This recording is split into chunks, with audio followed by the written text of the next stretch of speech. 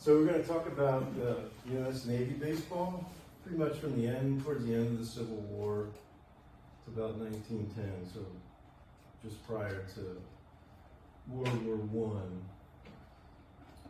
I. And these are the topics I'm going to touch on. The Civil War itself, the U.S. Naval Academy, some specific ship teams, the Spanish-American War, the Great White Fleet era, and then how all this could actually roll into a vintage baseball impression, baseball club, if you were looking for ideas. So we'll start off with, there's a database out there called Protoball, the Protoball Project, and it's public, protoball.org. And basically these fellas go out and gals go out and they're just dredging through references, trying to find out about the evolution of baseball up to about 1878. And the reason for doing it is to look for patterns in the evolution of baseball. There could be some sort of elusive, unique references out there, and capture it and put it into a database so that researchers can use it. And also help test some of the claims that are out there with actual data. So this goes way back into like the 1600s. Anything with a ball prior to 1878 is trying to be captured in this database. There's also, within it, you can do a search, like I did a search on Civil War and baseball in the Civil War, and over 500 hits come up for the Federal Army playing baseball during the Civil War. So the Army, especially the Federal Army, lots of hits. There's a smaller number for Confederate accounts. And there's really no Navy accounts in this database. And there's one Federal Marine account from the Civil War in the database. So there's not a lot about the Navy in the Civil War. We all know that Federal troops from the Northeast in particular were familiar with baseball, and they helped introduce baseball to their fellow soldiers from other states in camp, and they had time to play. They helped spread baseball, what it was all about, how to play it. And those that were in Confederate prison camps played, in some cases, and that also spun off to the Confederates in those camps, introduced baseball to them as well. So this is what we know in general about the Civil War and the Army. But how about the Navy? Like I said, there's really incidents of the Navy playing baseball are lacking. And you might say, well, the Navy's out at sea. During the Civil War, they were blockading southern ports. They spent a lot of time away from ports, out on the blue waters. And they were also roaming the globe looking for Confederate raiders. So, these guys, the Navy, they're at sea, right? But actually, in the Civil War, it was a big chunk of the Navy that spent their time up rivers, working up the rivers, like the Mississippi River, for instance, and on blockade duty, where they would sometimes, they'd be at sea, but they'd come back into port to resupply, etc. So there was a lot of joint Army-Navy operations together, where the Navy would transport troops and supplies on operations. So even though there's not a lot of Navy accounts of playing baseball, they came in, they interacted with the Army troops a lot during the Civil War. So that's just to say, maybe if we keep looking, we'll find some references about the U.S. Navy playing baseball in the Civil War. But we do have this one reference for Frank Linnaeus Church, U.S. Marine Corps officer. He kept a diary of the Red River Expedition in 1864. And the Red River Expedition basically brought troops and ships from Vicksburg, General Smith and Admiral Porter, down from Vicksburg, and then troops under General Banks from New Orleans, and they met at the mouth of where the Mississippi met the Red River.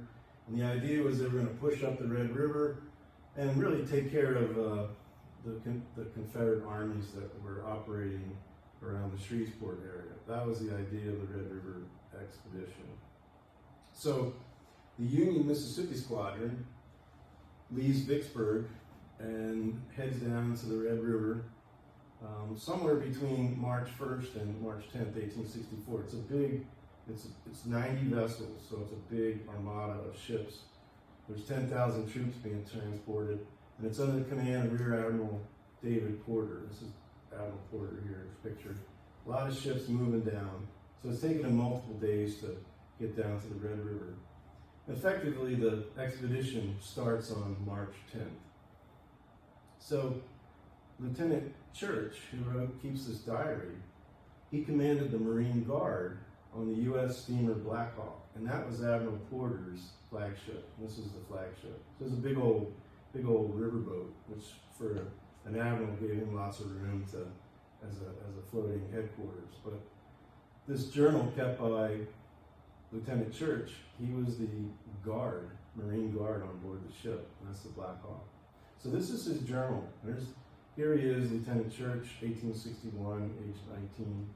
March 1st is when the USS Black Hawk arrives at the Red River. Okay, so come down from Vicksburg.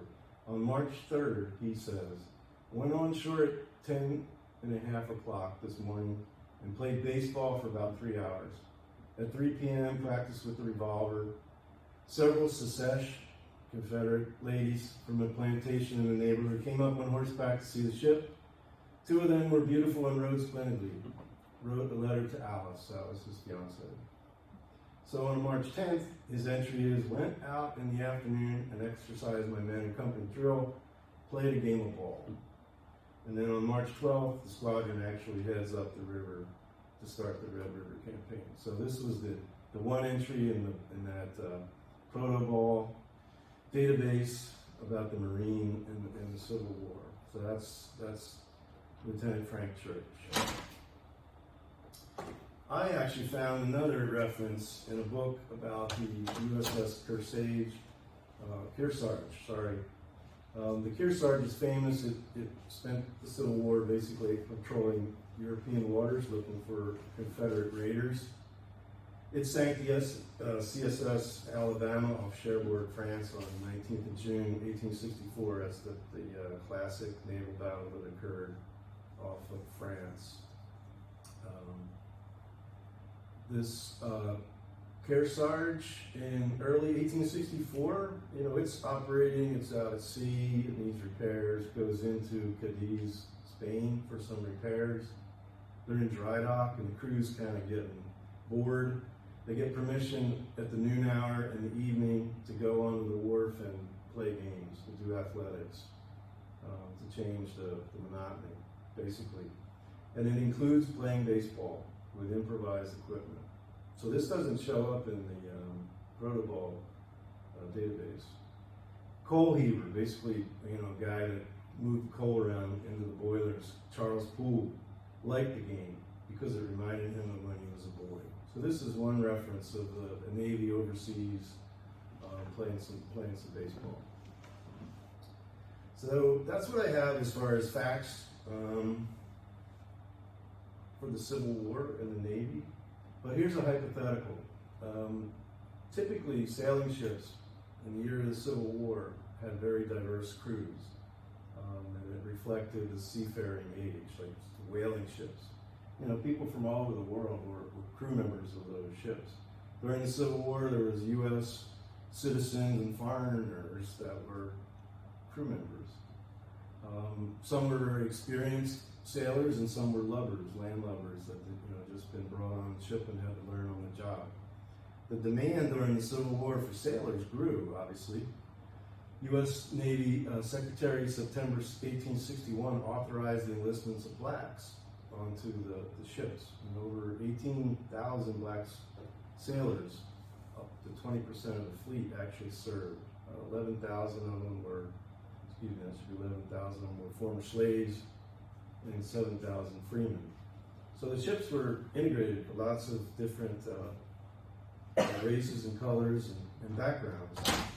Now, what's interesting here in Fort Myers, could baseball have been played here in Fort Myers during the Civil War? So the ingredients may have been there for it.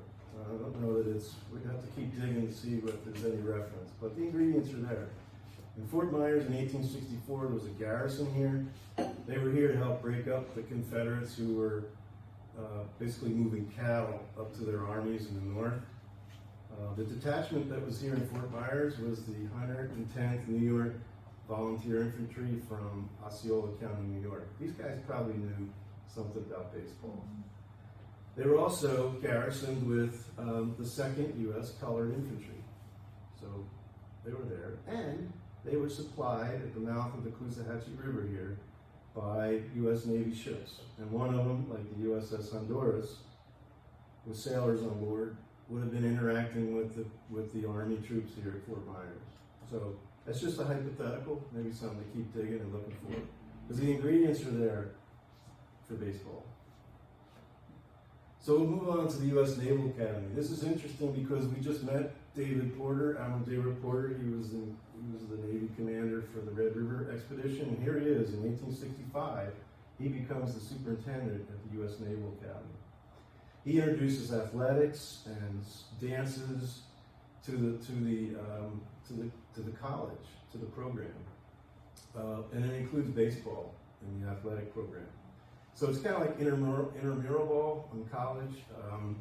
There was a freshman team, sophomore team, junior team, senior team. That's how they were kind of set up. And they played each other. So they didn't play off campus, they just played interclass. That started in 1866.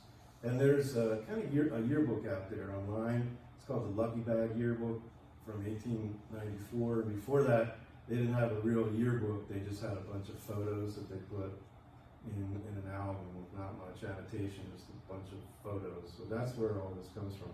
So this is the class of 71. They got pretty spiffy uniforms. And these are the 1869-70 champs. Their uniforms. And this is the class of 73. They got pretty cool. So that's their graduating year. And so 73 would have played 72 and 71. That's basically kind of the intramural. They didn't really play a lot of games. But that's the way baseball existed. Now, in 1893, we actually see the Naval Academy going outside of the academy to start to play baseball. And here's some 1893. They have 6 wins and 4 losses. They got some returning players the next year. They got 6 wins and 1 loss. More returning players, 1895, 3 wins. They don't play, they play 10 games in 1893, 7 games. So they're playing a tremendous number of games, but they're playing outside the academy.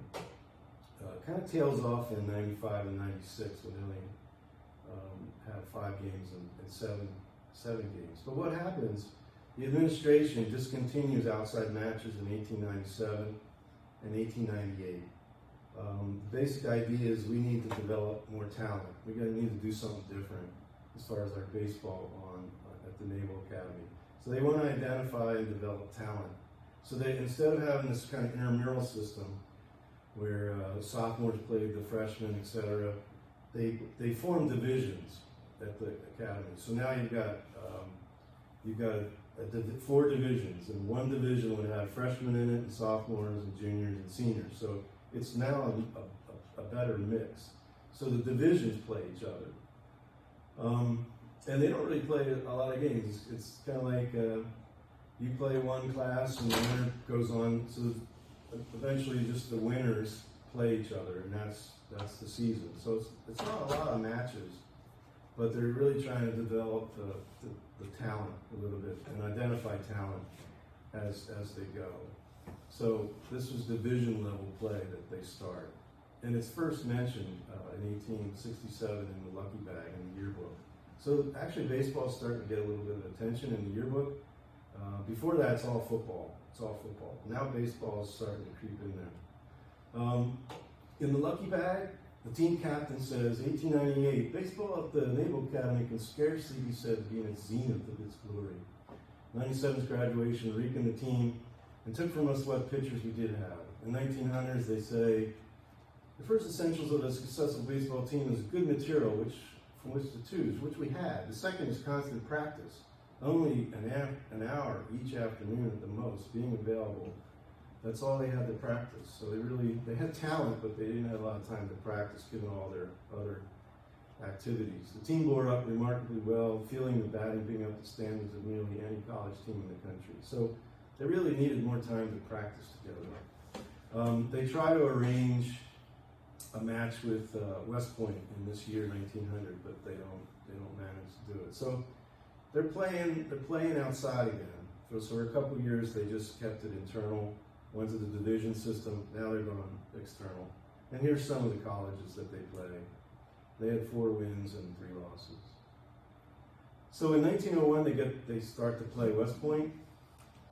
They tried way back as 1866 to play West Point. They bring in a real coach, a real baseball coach. Before they relied on the faculty, anybody who knew something about baseball could coach. Now they bring in an actual coach. They have tryouts. They get 6 returning players, 2 new players, and they actually go into the gym and start at least 1 week before season play. So they're trying to spend more time actually practicing. In 1901, Army beats them. 1902, they beat Army. And you can see now, here's their external teams that they're playing. Still not playing a tremendous amount of games, but spending more time developing the actual team itself. And this is a little bit from 1901, the West Point game. The highlights in the 3rd inning with the bases full, Hobson from the Army. Hit a long fly scoring MacArthur from 3rd. On the poor relay to home, Phipps also scored. Hare followed with a single for Army's 3rd war. This is future General MacArthur. He actually wasn't a baseball guy. He liked football better. He was a football manager. He didn't play football. But he was on the baseball team. This is the year they beat, 1901, beaten Army, beaten Navy. So just wrapping up with the Naval Academy. From 1903 onwards, there's actually more money coming in the Midshipman Athletic Association. There's more money coming to baseball. They know that colleges are playing 3 to 4 times more games than the Army's, say, 10, and Navy's 10. There was something there about visiting teams getting a cut, like of the ticket sales, and Navy wasn't allowed to charge for fans to watch the game. So somehow they had to come over that financial hurdle to allow more games to be played, and they did. And they increased the number of games, and they played 23 games in 1905, so they're really starting to come on. And at this point, the Lucky Bag, the yearbook, has a multi-page spread dealing the coverage of the West Point game. Still second to football in its coverage, but it's getting full page, multiple page coverage in the yearbook by this time. So that's kind of the evolution of the baseball at the Naval Academy. This is just a brochure from 1938 listing some of the Naval Academy West Point games. So the next bit is ships teams. So after the end of the Civil War, up through the 1870s, the U.S. Navy shrank, as you can imagine. The war's over. And each individual ship that was out there worked independently. There was no squadrons or fleets. Ships were sent to do specific things individually. In the 1880s, the U.S. Navy really starts to modernize their ships. They look around the world, see what the German Navy's doing, the British Navy, and they start to modernize. And they actually start to form squadrons where they bring ships together to operate together. The North Atlantic squadrons form. The job is to patrol the Atlantic and the Caribbean. The ships train together. They do joint maneuvers, target practice. They also socialize together. They play sports. And this is when the formation of baseball teams on the larger ships comes into play. Now that they can form a team and they've got other ships that they can play baseball with. Gordon Calhoun, National Museum of the United States Navy historian and curator in the past, said that organized leagues can be seen as far back as the 1880s and 90s. There was very intense competition between the ships and all kinds of bling associated with winning the championships. Just a couple examples of these ships teams. The USS Powhatan was a side-wheel steam frigate, commissioned in 1852. Spent time in the Caribbean, the Cuban waters until it was decommissioned, so it's basically in the 1880s. This is a picture of their 1880 team. Another team, the USS Chicago, was a protective cruiser, commissioned in 1895. Spent time in the Mediterranean and North and South Atlantic and Caribbean, and this is their 1889 baseball team. This is the USS Olympia, which is actually on display in Philadelphia. Armored cruiser, commissioned in 1895. This is the flagship for Commodore Dewey in Manila Bay, the battle at the beginning of the Spanish-American War. This is the 1896 team. And then that takes us to the Spanish-American War. This is the USS Maine battleship, and this is the cruiser USS Marblehead. They met in December 1897 and January 1898 in Key West, Florida, for the Atlantic Squadron Championship. Here's a picture from a period magazine showing an aerial view of Key West. Here's the North Arrow, kind of pointing off to the left. There's the Navy Yard, and there's the Army's Fort Zachary Taylor. So they arrived, both ships arriving Key West Navy Yard on December 15th, 1897. And during December and January, while in Key West, the Maine, USS Maine's baseball team plays games against other U.S. Navy ships and local Key West club called the Boys. On January 9th, the USS Maine defeats the team from the USS Marblehead 18-3 to win the North Atlantic Squadron Championship. The Maine had a black pitcher, William Lambert, who was described as by one shipmate as a master of speed, curves, and control. And when the U.S. Maine visited Havana, which it does, there was supposed to be a game scheduled with a Cuban All-Star Nine in Havana. I looked at the deck logs for the USS Marblehead. Obviously, the Maine's deck logs are lost, as we'll see. But those deck logs are very Spartan. They don't say anything about the real activities. They just said, the men had liberty, and they came back from liberty, and so-and-so was put in shackles, and so-and-so was demoted. It's just like Navy stuff. But nothing about what they did when they left the ship, which is unfortunate. This is the USS Maine's team, and these are the names that I could pull together from the team. This is William Lambert here. We've got their second baseman. These are their managers, fellow sailors on the team. And then here's the team on the field. Got a landsman. He's basically a new sailor, a landlubber, so to speak. He's from Maine. Got a guy from Brooklyn. Bloomer, another guy from Brooklyn. Lambert, the pitcher, was from Virginia. Boston, he was the team captain. New Yorker, Jersey City, New York. And then the Marine Corps bugler was the third baseman, Newton. So the USS Maine departs Key West, arrives in Havana Harbor on January 25th, 1898. And on February 15th, it explodes. 1898. Explodes and sinks in Havana Harbor, killing 260 men of the crew and essentially sparking the Spanish-American War. The lone survivor of the baseball team was the right fielder, John Bloomer.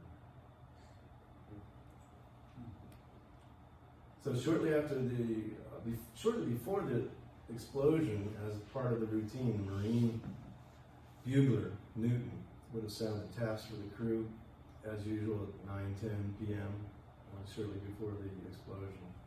There was another baseball player who died in the explosion. Yeoman third class John Shillingham of Chicago. He played shortstop for Notre Dame. I don't know why he wasn't on the team, but he died in the explosion. So, as part of the greater Spanish-American War, there were ships already patrolling in the greater Japan, Philippines area, China. One of those ships was the USS Olympia, Commodore Dewey's flagship. They were already there in the Pacific when the war started. They've been there since 1865, and they've been as part of their shore visits. They've been playing expatriate teams and military teams in multiple sports, including baseball, from Hong Kong to Japan. They were good athletes. 1897, local Shanghai players begged the team to play a game against them. And they actually beat an English expatriate team in Hong Kong in soccer. So these guys are pretty good all-around athletes. In May 1898, the first baseball games were played in the Philippines by sailors and Marines from Dewey's ships within weeks of the May 1st battle in Manila Bay. So that they were already playing ball. Spanish-American War breaks out. Dewey's fleet defeats the Spanish at the Battle of Manila Bay. And within a couple of weeks, they're back to playing baseball again. And effectively, they're really bringing baseball to the Philippines. But baseball's already been brought to Japan and whatnot by other folks, but you can kind of credit the USS Olympia to really playing some of the first organized baseball teams in the Philippines. So the Olympia's baseball team was called the Diamond Diggers. They played 5 official games at Cabot Naval Base. This became the naval base after the Spanish surrendered. Between May and October 1898. They had 3 wins against the U.S. 18th Infantry and 2 losses to the USS Colorado. And then eventually now that the Olympia is going to leave the Pacific. A lot of the crew gets transferred, and the last game they played, their final win was 7-5 against the USS Utah. So, as a result of the Spanish-American War and American troops being in Cuba, the U.S. Navy started to play a lot of baseball at the bases in Cuba. This is just a picture of 1898, the Prometheus versus the Relief playing at Guantanamo in Cuba. The last bit here is the Great White Fleet. We already have lots of ship-to-ship competition and fleet championships taking place routinely year after year. And baseball overall is kind of a form of soft power. So, ships come into a foreign port, and the teams go play baseball, and the locals see that game. It's a nice interaction between the sailors and the folks in port. This Great White Fleet era, 1905, the USS Brooklyn. I mention this because it's covered in the New York Times. The North Atlantic 2nd Squadron champs. So the Navy had more than one North Atlantic squadron. They had a battleship squadron, and they had like a cruiser squadron. So they defeat the USS Kearsarge as part of the battleship squadron, and the USS Tacoma on the Pacific. So they beat the Atlantic battleship squadron, the Pacific champs, and effectively they're Navy champs. They still have to play one more team, the USS Wisconsin, which is off in the South Pacific. So they're in the papers. They're the champion baseball team in the Navy. And there's a picture of the USS Brooklyn, 1905.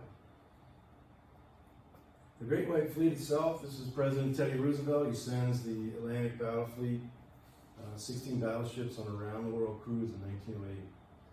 And this is the starting point here, Hampton Roads, December 16th, 1908.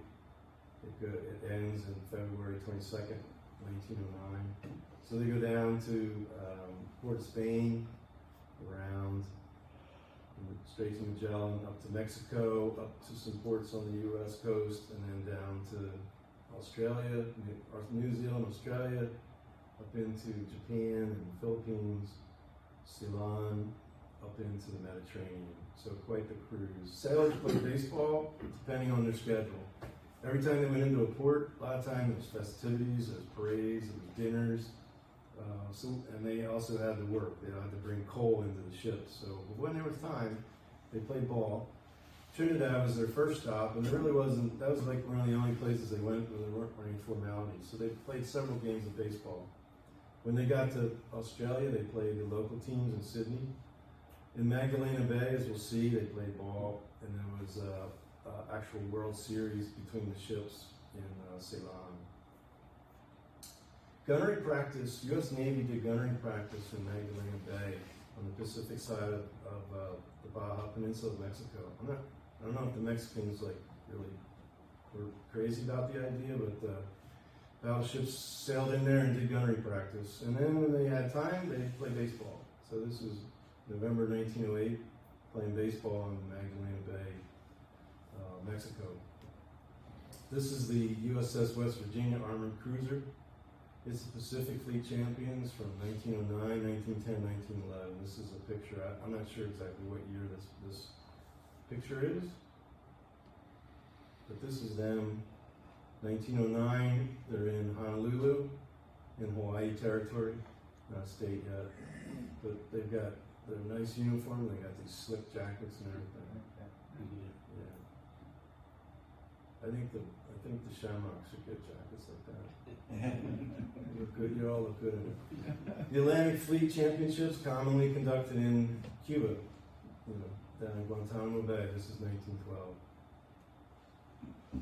So lastly, okay, how's this, okay, it's interesting history, I think, but if you're a new team out there starting vintage baseball, what are we going to call ourselves? What are we going to do? Well, you could actually use the Navy to inspire your club.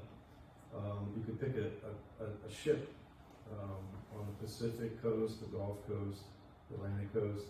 Lots of resources out there like the Navy History and Heritage Command. You could have period baseball uniforms like we saw here. You could mimic these fellows. Or you could just go with the issued uniform of the Navy. And there's lots of information on that and sutlers that carry some of that. And probably the one thing that would stand out, you could put the name of your ship on the brim of the hat. I think the swords would stand out. What's that? I think the swords would stand out. Yeah, the swords would be good. Yeah, like mine here. You could do an umpire impression. I don't have the same figure as these guys here, but yeah, you could do an officer, petty officer impression as part of being an umpire. So that's it. Any questions? That was really good.